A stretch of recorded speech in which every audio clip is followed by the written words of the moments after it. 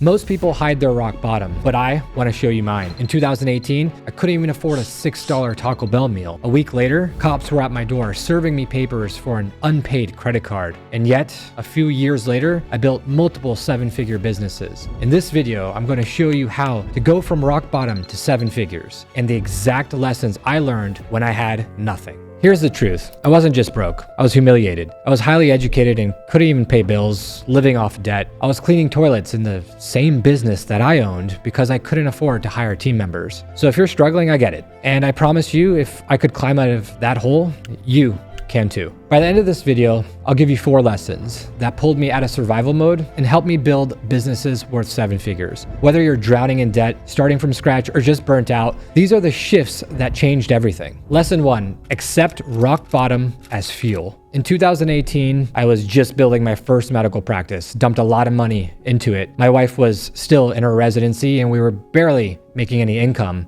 And a lot of that money was reinvested into just starting that clinic and doing it the right way. We quickly realized that we didn't have as much money as we thought. We were driving through Taco Bell, ordering, the usual, the bean burrito, the Mexican pizza, chalupa. Went through the drive-through, credit card swiped, declined. Swiped the credit card again, declined again. Didn't have any cash on ourselves, and guess what? We left that drive-through not just with any food in our hands, but also my wife crying, which was the most vivid memory I still have. Mind you, this was a year into me getting married. Talk about feeling like a failure. Talk about feeling like you had the most major setback after having all of this education. What's to show for it? This was sort of my breaking point. This was my moment of realizing that things had to change. This is when the actual fire was lit. The motivation I've had was certainly always there after med school, building that first practice. But when you get gut punched like I did at that Taco Bell drive-thru, things entirely changed. That is actually when I hit rock bottom. That is when my true best self started to ignite. And that's truly where I started to realize that hitting rock bottom was the actual fuel that I needed to ignite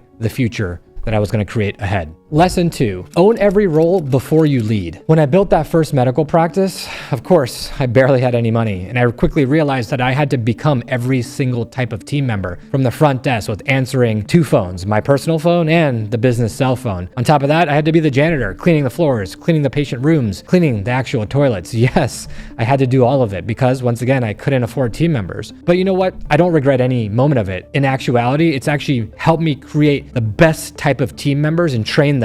Why? Because I played every single role. I had to understand what it felt like to be the front desk, what it felt like to be the client concierge, what it felt like to understand the entire patient journey, the entire clinic flow. Why? Because I served every single role. And although it was embarrassing at the time and I realized quickly that what am I doing? I have all this education, I'm doing all of these sort of menial tasks. No, these menial tasks were critical to refining the operations, were critical to the success of the clinic. And after serving all those roles, now I can actually appreciate that every single one of these roles has to be properly trained. And the only way you can do that is by understanding the role of themselves. So make sure you understand these roles intimately so that way you know how to train it perfectly. Lesson 3, credentials won't save you. Both my wife and I are MDs, but we were broke at the time. And further, in that year later, after the Taco Bell incident, the year couldn't have gotten any worse. We had a knock on our door. My wife answered it, and there were cops serving us lawsuit papers from JP Morgan of an unpaid credit card bill. Unpaid because I had no money. Unpaid because I figured that if I just wait to make the payments eventually, I could eventually make them. But Chase didn't care. JP Morgan decided to serve me with the lawsuit papers. And this credit card debt became bigger because now I had legal fees attached to it. Things were terrible. I realized that my education, in all honesty, didn't mean shit. I quickly realized that being a business owner entirely meant figuring out what to do, how to grind through it. My degree couldn't save me there. I had to learn how to be a better business owner. I had to learn how to do accounting. I had to learn how to manage bills. I had to become an entrepreneur and really learn. And the only way I could learn is by being in it. And although at the moment this situation further hit me into a hole and put me there for a long time, I realized it was probably one of the most grateful moments I could actually have ever had. Why? Because it forced me to learn how to be a business owner. It forced me to understand P&Ls and finances and accounting. It forced me to understand that having an MD bottom of my name meant absolutely nothing when it came to owning and operating a business. I had to actually be a better business owner. And to do that, I had to have experiences like this. And for that very reason, for those of you that maybe are struggling with paying off credit card debt or student loans loans or barely making your invoice payments of the consumables of Botox fillers, vitamin shots, or whatever it is you're trying to pay off. I get it. It sucks. And it's not your fault. We weren't taught how to do this in school, but it is our fault for us to not want to learn. And so I always say, become a better business owner, learn from others, own your failures, and further be resilient from those failures and understand how to actually come out of that hole. So your credentials won't save you. Your knowledge and your experiences will. So embrace them, create them, and continue to learn so that way you can continue to be a better business owner, not have to deal with being punched in the face by a lawsuit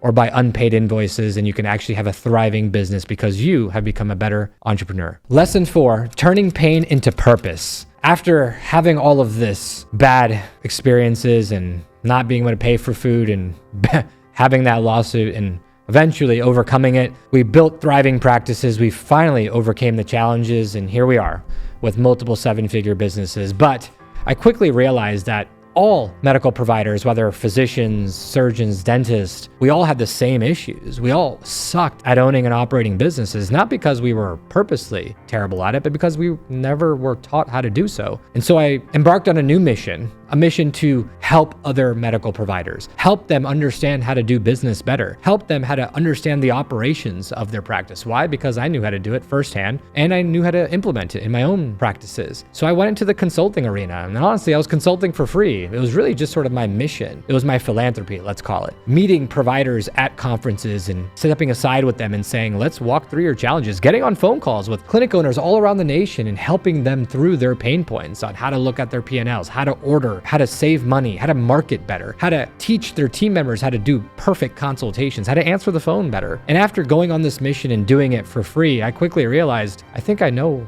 what I'm really, really good at. I'm good at now understanding business operations. I'm really good at how to train team members at clinics and scale clinics and make them operationally refined, understanding KPIs, understanding ROIs, all of these things they don't teach you. And there was the birth of my consulting firm. And here, 3 years later, we have consulted over 2,500 practices in 12 countries. And now we don't do it for philanthropy, although we do help practices every now and then with no intention of collecting money. We now are striving on a success pattern of helping other people find their momentum, because I lost mine when I first started. I never had it until I got gut punched, until I got slapped in the face by Taco Bell, by JP Morgan and Chase. I quickly realized that all of us, all around the world, are feeling the same in our own versions. But nonetheless, we all are here to help. And learning from experienced people, learning from your deficits, from your shortcomings, from your failures, that is the most powerful thing, is being resilient. And as a consultant now, turning pain into purpose, I continue to strive to help medical providers all around the world overcome the same challenges that I face, so that way they don't have to face them any longer. And that is the most gratifying thing that I could have ever asked for